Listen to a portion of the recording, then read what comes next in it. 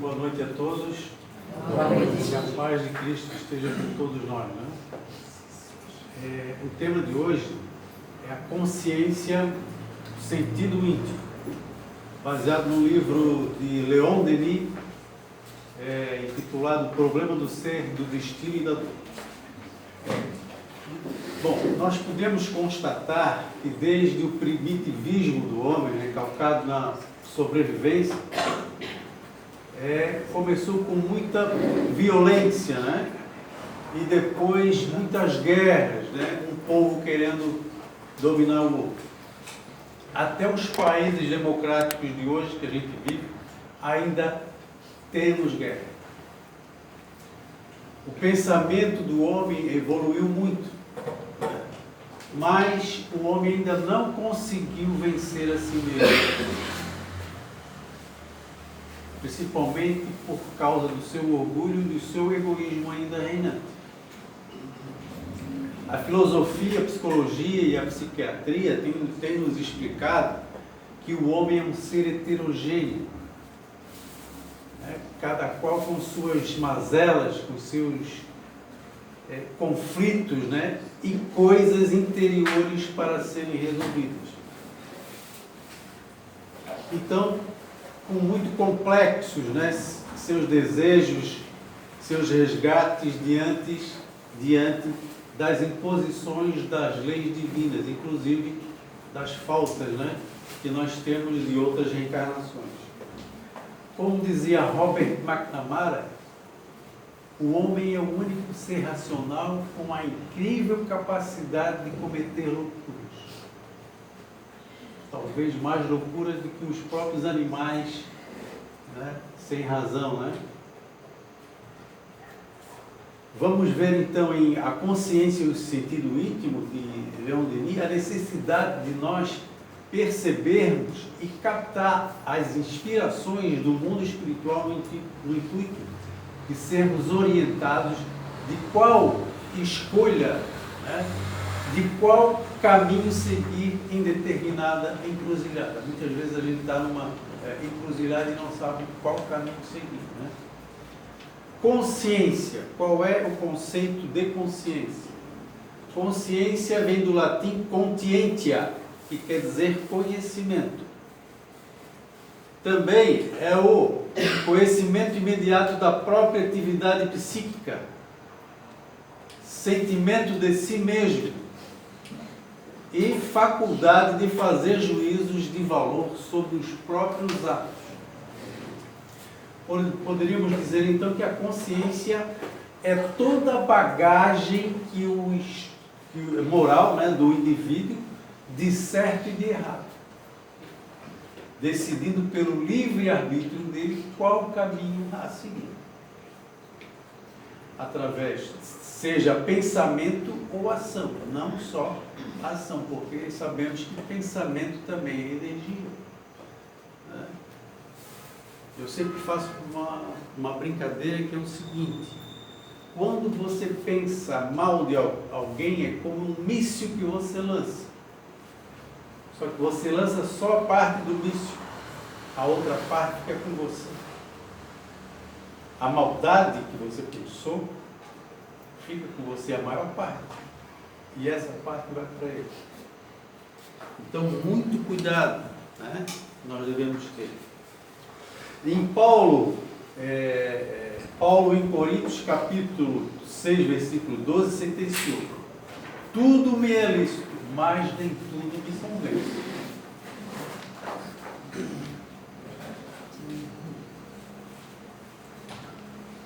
No final do século XIX, as descobertas de Freud, né, impulsionaram a psicologia.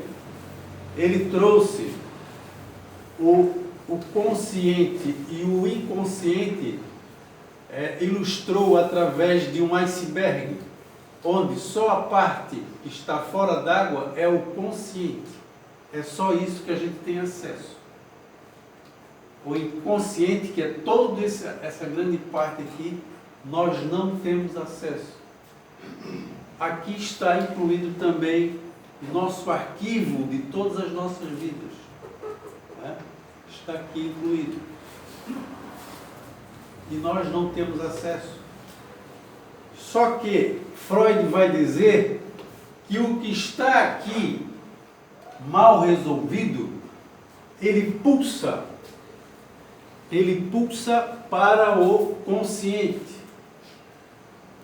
Por exemplo, alguma coisa que você tem que reformar em você, transformar em você. Né? Como tivesse aqui fechado, mas é permeável, de vez em quando joga para o consciente. Você não sabe o que é que está, que você tem que consertar, e ele te avisa, e você não cansa de receber essa mensagem, principalmente coisas ligadas ao nosso orgulho e ao nosso egoísmo.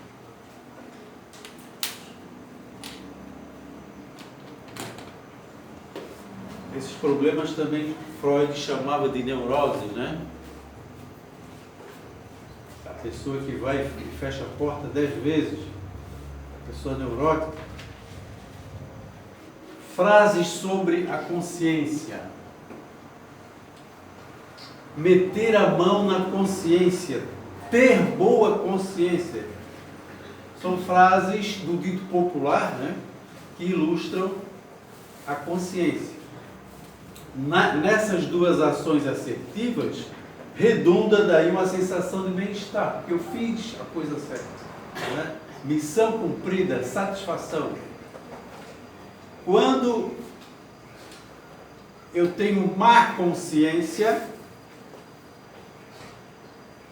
daí surgiu o mal. Alguma coisa que você fez de errado por atos ou pensamentos. Aí uma sensação de fracasso, de remorso. Né? Leon Denis vai dizer, má consciência, má consciência. Leon Denis vai dizer que a consciência é o centro da personalidade, centro permanente, indestrutível, que persiste e se mantém através de todas as transformações do indivíduo. A consciência, então, não é simplesmente a faculdade de perceber, mas também o sentimento que temos de viver, de agir, de pensar. E ela é una e indivisível, ela é indestrutível. Eu vou acabar com a sua consciência. Ninguém consegue. Aquilo que você aprendeu, o estágio evolutivo que você está, você nunca regride, você nunca perde. Né? Sabemos disso. No sentido psicológico, conduz a sentimentos de remorso, quando o orgulho e o egoísmo sobrepõem os preceitos de moral, já assimilados. Por isso que nós vemos surgir as doenças psicológicas, as doenças mentais. Está totalmente ligado. Aquela coisa de eu sou melhor, eu faço a coisa melhor que o outro, ele não sabe fazer, a inveja, as comparações, as máscaras que eu uso para cada ambiente que eu estou, né? Tudo isso é muito perigoso e nós temos que transformar isso.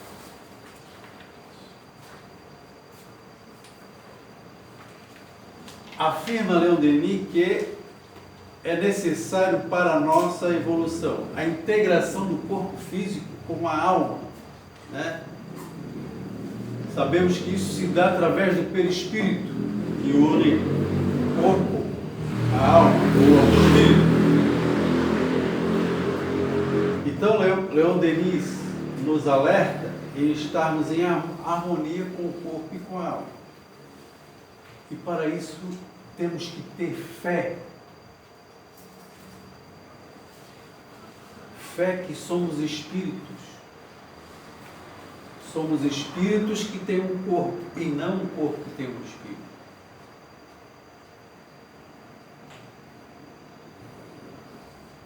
E nós estamos sempre ligados ao mundo espiritual porque somos espíritos. Por isso que Leon Denis vai dizer que é muito fácil a gente se ligar ao mundo espiritual. O que ocorre, o que é? É que a qualidade dessas nossas ligações está muito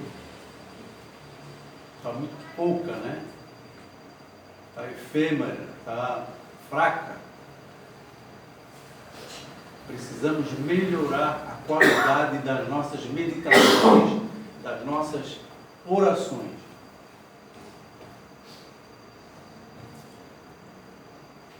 E o segundo ali seria o pensar com o pensamento flexível. A educação e a mídia de hoje em dia nos tolheu a faculdade de pensar e de criar. É imperativo, então, construir e desconstruir também conceitos já arcaicos, com base nos autênticos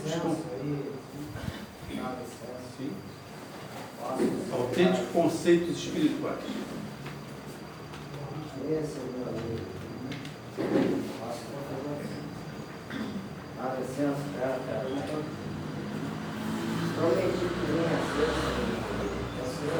Tipos básicos de consciência. Primeiro, a consciência divina, intrínseca em nós. É Deus em nós. Se Deus é sinônimo de bondade, se tudo que Deus cria é perfeito e bom, então nós também somos bons. Nós nascemos com essa centelha divina. Porque nós viemos de Deus, somos filhos dele. O segundo é a consciência assimilada pela percepção do certo e do errado através das contumazes erros cometidos em muitas encarnações. Se nossa alma carrega esse grande arquivo, né? Então daí a orientação de grandes filósofos e eminentes espíritas da necessidade de a gente consultar essa memória, esse arquivo. Já passamos por muitas coisas, já aprendemos muito, só que está lá arquivado. Lembra ali do inconsciente embaixo d'água? Está tudo ali arquivado. Basta a gente se concentrar, né?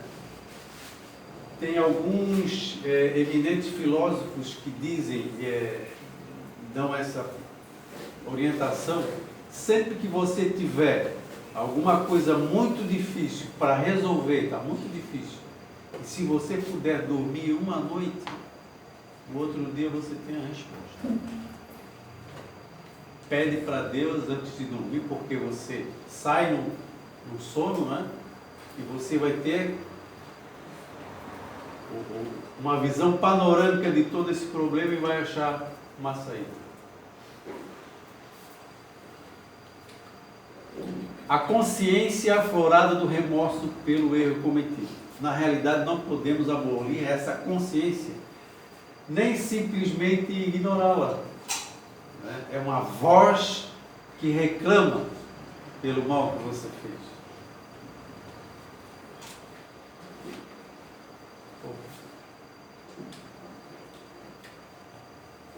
Função da consciência em nossas vidas.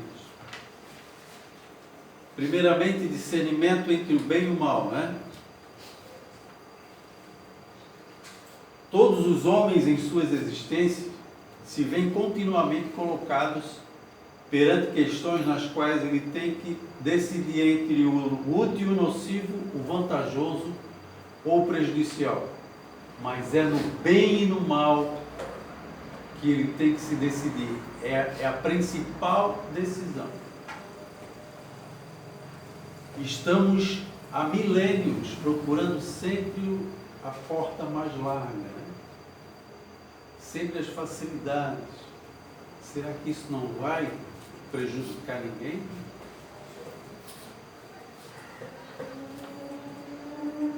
E se não vamos ao encontro do bem, a providência divina impõe essas escolhas. É colocado, nós temos a oportunidade de muitas vezes nos safar de muitos problemas, se a gente praticasse mais o bem. Se a gente não procura o bem, a providência divina nos coloca problemas para resolver. E muitas vezes a gente sofre, né, tentando resolver esses problemas. Escolher assertivamente. A boa ou má escolha dependerá, a boa ou má colheita dependerá da escolha realizada.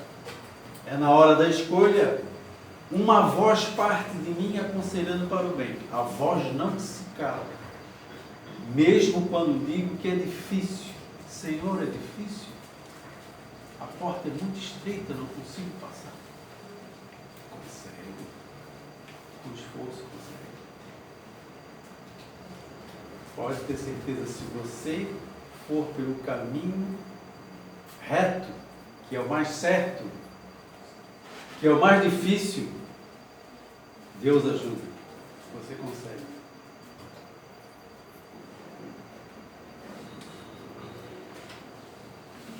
Estratégias para a gente adquirir consciência. Na questão 919 do Livro dos Espíritos, Kardec pergunta para os espíritos superiores: qual o meio prático mais eficaz que tem o homem de se melhorar nesta vida e de resistir à atração do mal? Resposta dos espíritos: um sábio da antiguidade falou, disse: conhece-te a ti mesmo. Esse sábio era Sócrates, né? Filósofo grego. Então, nós precisamos de mais momentos de meditação. Leon Denis vai dizer isso.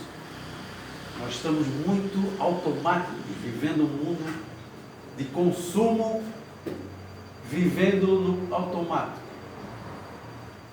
Precisamos estar mais ligados à parte espiritual, porque nós somos espíritos.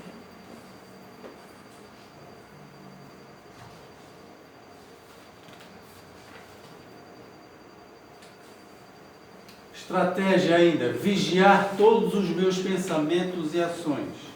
Hermance Dufour traz as etapas do crescimento moral. Ou seja, primeiro, ela diz o seguinte: observar-se incansavelmente, olhar-se sempre, olhar para dentro de você, principalmente os seus sentimentos e as suas emoções. Por que eu estou sentindo isso? Por que eu estou com inveja? Por que aquilo lá me incomoda? Será que eu estou me doando como eu deveria me doar? Será que eu não posso dar mais um pouquinho? Segundo, admitir os nossos erros. Admitir que nós somos imperfeitos. Temos o direito de errar, mas estamos tentando acertar, né? Erramos tentando acertar. Terceiro, colocar em prática o que a gente aprende, principalmente aqui. Aí seria a mudança real. Não existe aperfeiçoamento moral ou espiritual sem colocar em prática. Só, eu vou estudar. Estuda, mas não coloca em prática. Não adianta. Temos que testar e colocar em prática. E daí, o segundo é o balanço noturno. Um bom exemplo de balanço noturno que nos traz é Santo Agostinho, homem sábio, né?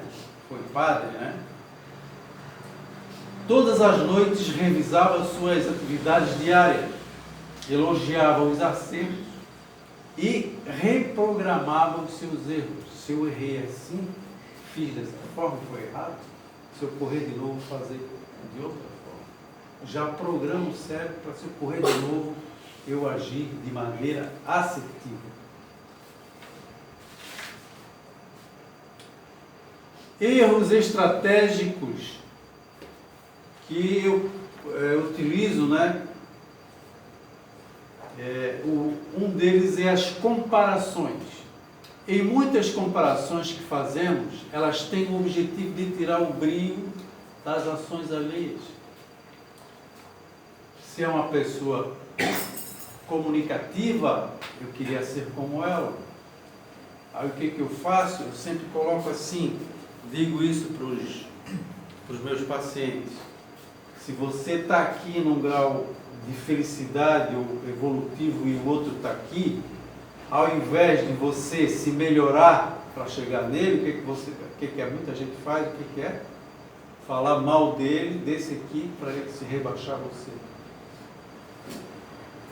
Tá? E isso é um vício que muitos de nós ainda temos. Tá?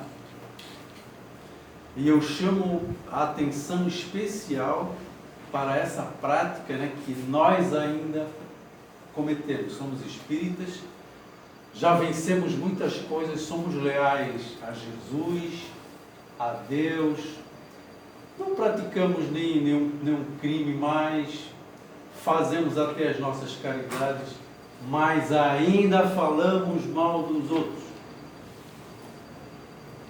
Temos que nos reformular nisso aí.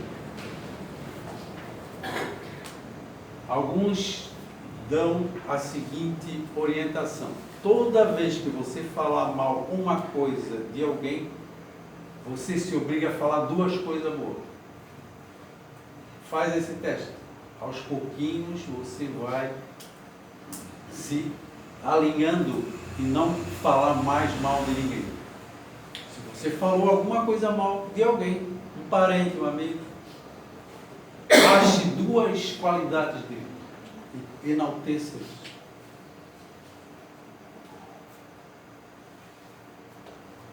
Por quê? Porque depois perdemos muito tempo nos comparando com os outros, ao invés de nos aperfeiçoar. Né? Se a gente perdesse o tempo conosco, nós estaríamos bem melhor. Então, por que não nos comparamos ao invés com o outro? Por que nós não nos comparamos à doutrina espírita? Ou até mesmo com Cristo, que é o nosso modelo? Lógico que nós não vamos ser igual a Ele, mas vamos. Será que nós estamos seguindo o caminho dele?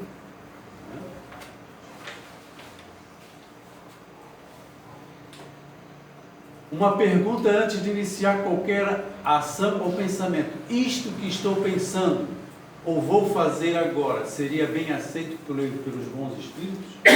Isso que eu vou fazer agora ou estou pensando vai prejudicar alguém? Ou trará algum benefício para mim ou para outro?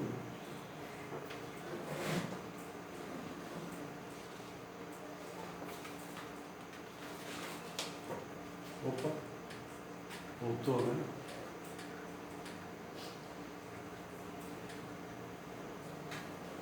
Leon Denis pergunta: onde é a nossa verdadeira morada? Ele vai dizer que nosso verdadeiro mundo é o espiritual, que necessitamos perceber a realidade espiritual, pois essa é a nossa essência. Hoje o que nos parece real é ilusório. Somos espíritos que possuem um corpo, né? E não o contrário. A intensidade da vida espiritual, ou na vida espiritual, sobre a intensidade com que entramos ou tentamos entrar em contato com o mundo espiritual, diz Leon Denis: quanto mais puros e desinteressados são os pensamentos e os atos, quanto mais intensa é a vida espiritual e quanto mais ela predomina sobre a vida física, tanto mais se desenvolvem os sentidos interiores. O véu que nos esconde o mundo fluídico revela-se, torna-se transparente, e por trás dele a alma distingue um conjunto maravilhoso de harmonias e belezas, ao mesmo tempo que se torna mais apta a recolher e transmitir as revelações, as inspirações superiores, porque o desenvolvimento dos nossos sentidos internos coincide com a extensão das faculdades do espírito, com uma atração mais enérgica das radiações etéreas. É um exercício constante e persistente. Exemplo de todos os grandes missionários que, mesmo não tendo mediunidade ostensiva, com suas orações diárias conseguiram transpor a barreira do mundo material para o invisível.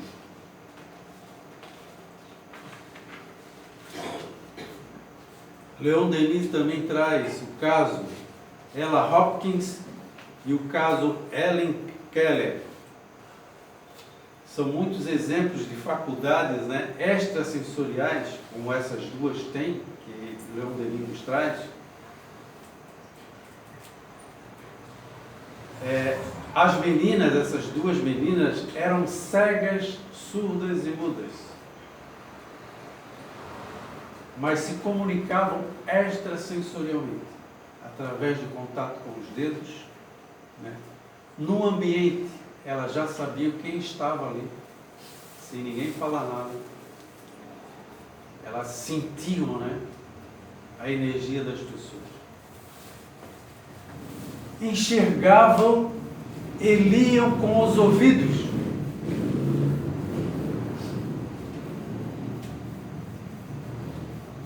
Os cientistas colocavam o texto no ouvido delas, mesmo sem escutar, sem ver. Mesmo com os olhos vendados, elas liam. E elas não tinham faculdades mediúnicas nenhuma. Normais como nós. Alguns aqui são médicos, mais ostensivos. E a Ellen, ela lia os livros em 3 línguas. Inteligentíssimo. Então a gente pode melhorar a qualidade das nossas comunicações, das nossas orações. Um exercício recomendado por Leon Denis. Ele vai explicar agora como a gente pode melhorar essa qualidade. Dizia Leon Denis: em retiro e no silêncio, elevai os pensamentos para Deus. Chamai o vosso espírito protetor, o seu anjo da guarda, o guia tutelar que Deus nos dá para a viagem da vida. Interrogai-o sobre as questões que vos preocupam, desde que sejam dignas dele, livres de todo interesse vil. Depois esperai, escutai em vós atentamente, e ao cabo de um instante ouvireis nas profundezas de vossa consciência, como um eco enfraquecido de uma voz longínqua, ou antes percebereis as vibrações de um pensamento misterioso que expulsará vossas dúvidas, dissipará vossas angústias, embalar-vos-á e consolará. O êxito dependerá, obviamente, da concentração e da fé de cada um. Recomenda ainda Leon Denis: por isso preconizamos sempre a prece improvisada, o grito da alma que em sua fé, em seu amor, se lança em todas as forças acumuladas em si para o objeto do seu desejo. Pedir e Deus dará. Deus dará. Leon Denis também pedia cautela, né? Principalmente aquelas pessoas com mediunidade mais ostensiva, né? No caso de serem enganados por entidades inferiores. Basta, portanto, estarmos seguindo o caminho do Cristo e com muita fé teremos mais facilidade de nos conectar com os entes superiores, aspirando às maravilhas do nosso Criador. Para finalizar, que façamos a nossa parte, independentemente do reconhecimento, porque a maior recompensa será sempre a sensação de dever cumprido e consciência limpa. Esse é o nosso tesouro. gostaria também de falar aqui de uma frase que eu gosto muito, de Rui Barbosa, que diz o seguinte: aos elogios do mundo haveremos sempre de preferir o aplauso de nossas consciências. Que a mão esquerda não saiba o que a mão direita está fazendo. Né? Muito boa noite a todos e obrigado pela atenção.